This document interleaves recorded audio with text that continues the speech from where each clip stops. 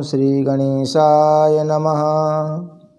वागर्थाविव संपृक्तौ वागर्थप्रतिपत्तये जगतः पितरौ वन्दे पार्वती परमेश्वरौ। श्रीमद्भागवत महापुराण अष्टम स्कंध 10वां अध्याय देवासुर संग्राम। ओम नमो भगवते वासुदेवाय। श्रीशुक उवाच इति दानवदैतेया नाविन्दन्नमृतं नृप युक्ताः कर्मणि यत्ताश्च वासुदेवपराङ्मुखाः साधयित्वामृतं राजन् पाययित्वा स्वकान् सुरान् पश्यतां सर्वभूतानां ययौ गरुडवाहनः। श्री सुखदेव जी कहते हैं, परीक्षित, यद्यपि दानवों और दैत्यों ने बड़ी सावधानी से समुद्र मंथन की चेष्टा की थी, फिर भी भगवान से विमुख होने के कारण उन्हें अमृत प्राप्ति नहीं हुई। राजन, भगवान ने समुद्र को मथकर अमृत निकाला और अपने निज जन देवताओं को पिला दिया। फिर सबके देखते देखते वे गरुड़ पर सवार हुए और वहाँ से चले गए। जब दैत्यों ने देखा कि हमारे शत्रुओं को तो बड़ी सफलता मिली, तब वे उनकी बढ़ती सह नहीं सके। उन्होंने तुरंत अपने हथियार उठाए और देवताओं पर धावा बोल दिया।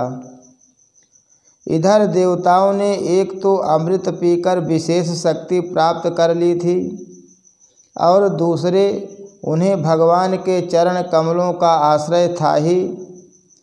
बस वे भी अपने अस्त्र शस्त्रों से सुसज्जित हो दैत्यों से भिड़ गए। परीक्षित, क्षीर सागर के तट पर बड़ा ही रोमांचकारी और अत्यंत भयंकर संग्राम हुआ। देवता और दैत्यों की वह घमासान लड़ाई ही देवासुर संग्राम के नाम से कही जाती है। दोनों ही एक दूसरे के प्रबल शत्रु हो रहे थे। दोनों ही क्रोध से भरे हुए थे। एक दूसरे को आमने सामने पाकर तलवार, बाण और अन्य अनेकानेक अस्त्र शस्त्रों से परस्पर चोट पहुँचाने लगे। उस समय लड़ाई में शंख, तुरही, मृदंग, नगाड़े और डमरू बड़े जोर से बजने लगे। हाथियों की चिघाड़, घोड़ों की हिनहिनाहट, रथों की घरघराहट और पैदल सेना की चिल्लाहट से बड़ा कोलाहल मच गया। रणभूमि में रथियों के साथ रथी, पैदल के साथ पैदल, घुड़सवारों के साथ घुड़सवार एवं हाथी वालों के साथ हाथी वाले भिड़ गए।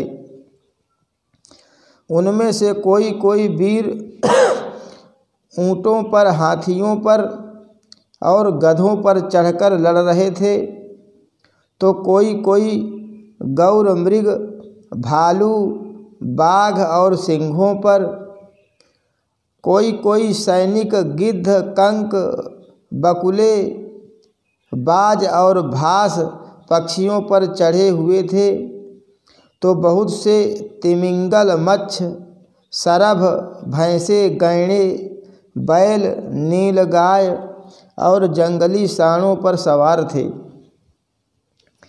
किसी किसी ने सियारिन, चूहे, गिरगिट और खरहों पर ही सवारी कर ली थी, तो बहुत से मनुष्य, बकरे, कृष्णसार मृग, हंस और सुअरों पर चढ़े थे। इस प्रकार जल, स्थल एवं आकाश में रहने वाले तथा देखने में भयंकर शरीर वाले बहुत से प्राणियों पर चढ़कर कई दैत्य दोनों सेनाओं में आगे आगे घुस गए। परीक्षित, उस समय रंग बिरंगी पताकाओं, स्फटिक मणियों के समान श्वेत निर्मल छत्रों, रत्नों से जड़े हुए दंड वाले बहुमूल्य पंखों, मोर पंखों, चवरों और वायु से उड़ते हुए दुपट्टों, पगड़ी, कलंकी, कवच, आभूषण तथा सूर्य की किरणों से अत्यंत दमकते हुए उज्ज्वल शस्त्रों एवं वीरों की पंक्तियों के कारण देवता और असुरों की सेनाएं ऐसी शोभायमान हो रही थी मानो जल जंतुओं से भरे हुए दो महासागर लहरा रहे हों। परीक्षित, रणभूमि में दैत्यों के सेनापति विरोचन पुत्र बलि मय दानव के बनाए हुए वैहायस नामक विमान पर सवार हुए। वह विमान चलाने वाले की जहाँ इच्छा होती थी वहाँ चला जाता था। युद्ध की समस्त सामग्रियाँ उसमें सुसज्जित थी। परीक्षित, वह इतना आश्चर्यमय था कि कभी दिखलाई पड़ता तो कभी अदृश्य हो जाता। वह इस समय कहाँ है, जब इस बात का अनुमान भी नहीं किया जा सकता था, तब बतलाया तो कैसे जा सकता है। उसी श्रेष्ठ विमान पर राजा बलि सवार थे। सभी बड़े बड़े सेनापति उनको चारों ओर से घेरे हुए थे। उन पर श्रेष्ठ चमर डुलाए जा रहे थे और छत्र तना हुआ था। उस समय बलि ऐसे जान पड़ते थे जैसे उदयाचल पर चंद्रमा। उनके चारों ओर अपने अपने विमानों पर सेना की छोटी छोटी टुकड़ियों के स्वामी नमुचि, संबर, बाण, विप्रचित्ति, अयोमुख, द्विमूर्धा, कालनाभ, प्रहेति, हेति, इलवल, शकुनि, भूत संताप, वज्रदंष्ट्र, विरोचन, हयग्रीव, शंकुशिरा, कपिल, मेघदुंदुभि, तारक, चक्राक्ष, शुंभ, निशुंभ, जंभ, उत्कल, अरिष्टनेमि, त्रिपुराधिपति, मय, पौलोम, कालेय और निवात कवच आदि स्थित थे। वे सबके सब समुद्र मंथन में सम्मिलित थे, परंतु इन्हें अमृत का भाग नहीं मिला, केवल क्लेश ही हाथ लगा था। इन सब असुरों ने एक नहीं अनेक बार युद्ध में देवताओं को पराजित किया था, इसलिए वे बड़े उत्साह से सिंहनाद करते हुए अपने घोर स्वर वाले शंख बजाने लगे। इंद्र ने देखा कि हमारे शत्रुओं का मन बढ़ रहा है, ये मदोन्मत्त हो रहे हैं। तब उन्हें बड़ा क्रोध आया। वे अपने वाहन ऐरावत नामक दिग्गज पर सवार हुए। उसके कपोलों से मद बह रहा था, इसलिए इंद्र की ऐसी शोभा हुई मानो भगवान सूर्य उदयाचल पर आरूढ़ हों और उससे अनेक झरने बह रहे हों। इंद्र के चारों ओर अपने अपने वाहन, ध्वजा और आयुधों से युक्त देवगण एवं अपने अपने गणों के साथ वायु, अग्नि, वरुण आदि लोकपाल हो लिए। दोनों सेनाएं आमने सामने खड़ी हो गईं। दो दो की जोड़ियां बनाकर वे लोग लड़ने लगे। कोई आगे बढ़ रहा था तो कोई नाम ले लेकर ललकार रहा था। कोई मर्म भेदी वचनों के द्वारा अपने प्रतिद्वंदियों को धिक्कार रहा था। बलि इंद्र से, स्वामी कार्तिक तारकासुर से, वरुण हेति से और मित्र प्रहेति से भिड़ गए। यमराज कालनाभ से, विश्वकर्मा मय से, संबरासुर त्वष्टा से तथा सविता विरोचन से लड़ने लगे। नमुचि अपराजित से, अश्विनी कुमार वृषपर्वा से तथा सूर्यदेव बलि के बाण आदि 100 पुत्रों से युद्ध करने लगे। राहु के साथ चंद्रमा और पुलोमा के साथ वायु का युद्ध हुआ। भद्रकाली देवी निशुंभ और शुंभ पर झपट पड़ी। परीक्षित जंभासुर से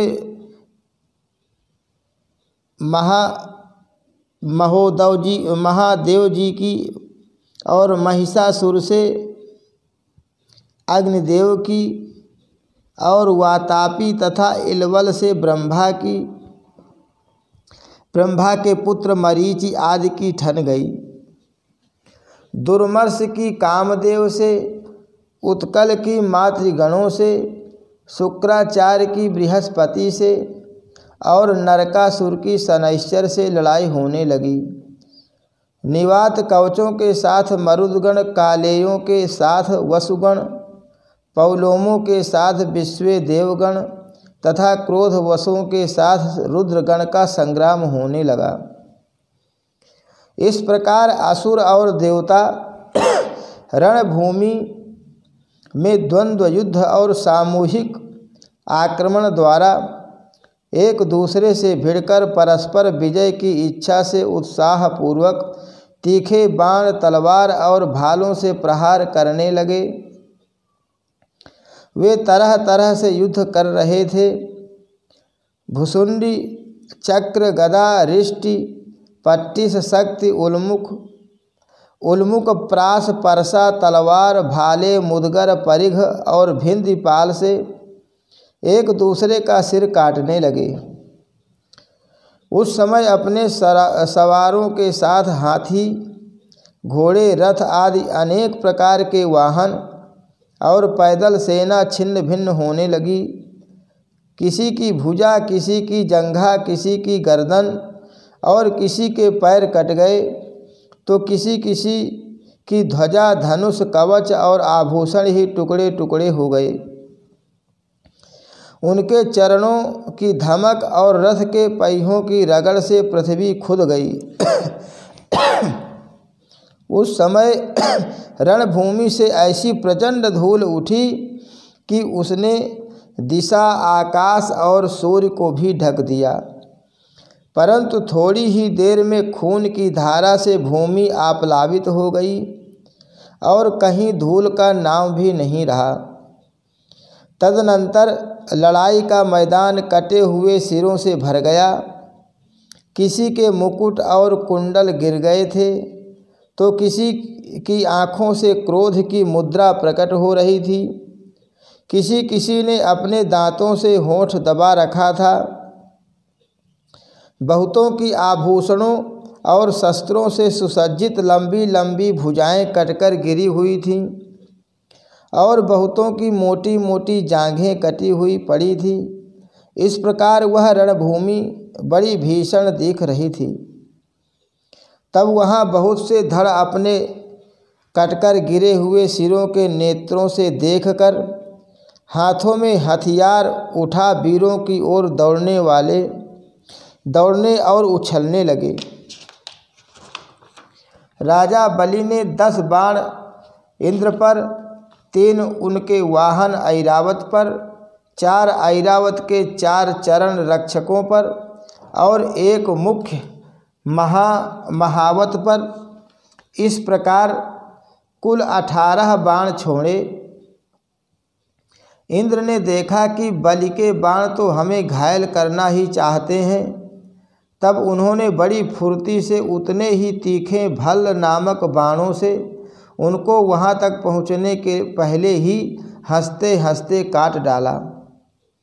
इंद्र की यह प्रशंसनीय फुर्ती देखकर राजा बलि और भी चिढ़ गए। उन्होंने एक बहुत बड़ी शक्ति जो बड़े भारी लूके के समान जल रही थी उठाई, किंतु अभी वह उनके हाथ में ही थी। छूटने नहीं पाई थी कि इंद्र ने उसे भी काट डाला।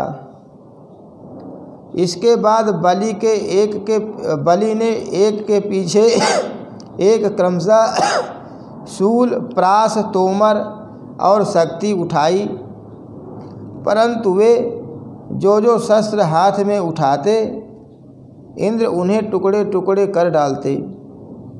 इस हस्त लाघव से इंद्र का ऐश्वर्य और भी चमक उठा। परीक्षित, अब इंद्र की फुर्ती से घबराकर पहले तो बलि अंतर्धान हो गए, फिर उन्होंने आसुरी माया की सृष्टि की। तुरंत ही देवताओं की सेना के ऊपर एक पर्वत प्रकट हुआ। उस पर्वत से दावाग्नि से जलते हुए वृक्ष और टांकी जैसी तीखी धार वाले शिखरों के साथ नुकीली शिलाएं गिरने लगीं। इससे देवताओं की सेना चकनाचूर होने लगी। तत्पश्चात बड़े बड़े सांप, दंतसूक, बिच्छू और अन्य विषैले जीव उछल उछल कर काटने और डंक मारने लगे। सिंह, बाघ और सुअर देवसेना के बड़े बड़े हाथियों को फाड़ने लगे।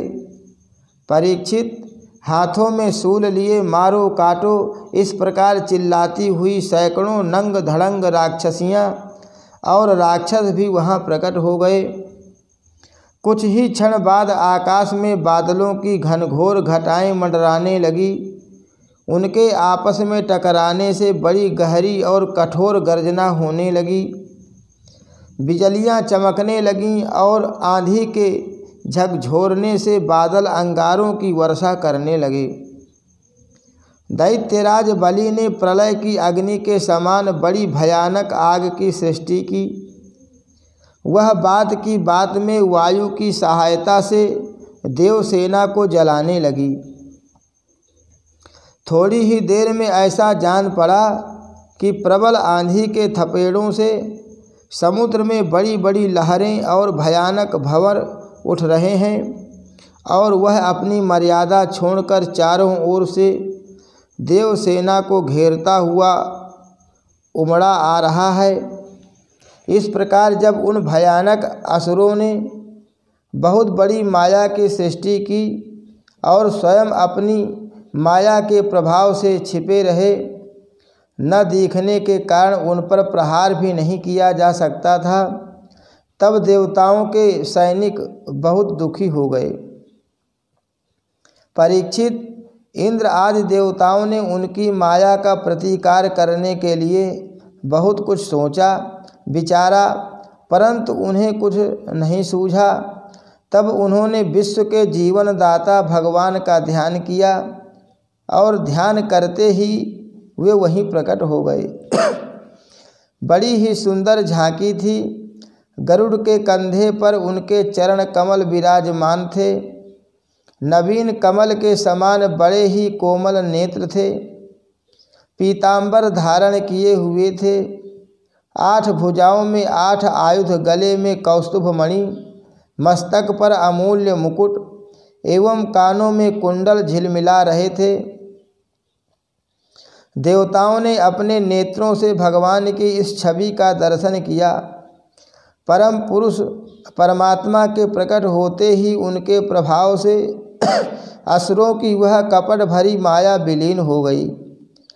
ठीक वैसे ही जैसे जग जाने पर स्वप्न की वस्तुओं का पता नहीं चलता, ठीक ही है भगवान की स्मृति समस्त विपत्तियों से मुक्त कर देती है। इसके बाद कालनेमी दैत्य ने देखा कि लड़ाई के मैदान में गरुण वाहन भगवान आ गए हैं। तब उसने अपने सिंह पर बैठे ही बैठे बड़े वेग से उनके ऊपर एक त्रिशूल चलाया। वह गरुण के सिर पर लगने वाला ही था कि खेल खेल में भगवान ने उसे पकड़ लिया और उसी त्रिशूल से उसके चलाने वाले कालनेमी दैत्य तथा उसके वाहन को मार डाला। माली और सुमाली 2 दैत्य बड़े बलवान थे। भगवान ने युद्ध में अपने चक्र से उनके सिर भी काट डाले और वे निर्जीव होकर गिर पड़े। तदनंतर माल्यवान ने अपनी प्रचंड गदा से गरुड़ पर बड़े वेग के साथ प्रहार किया, परंतु गर्जना करते हुए माल्यवान के प्रहार करते करते ही भगवान ने चक्र से उसके सिर को भी धड़ से अलग कर दिया। हरि शरणम। श्री कृष्णार्पणमस्तु।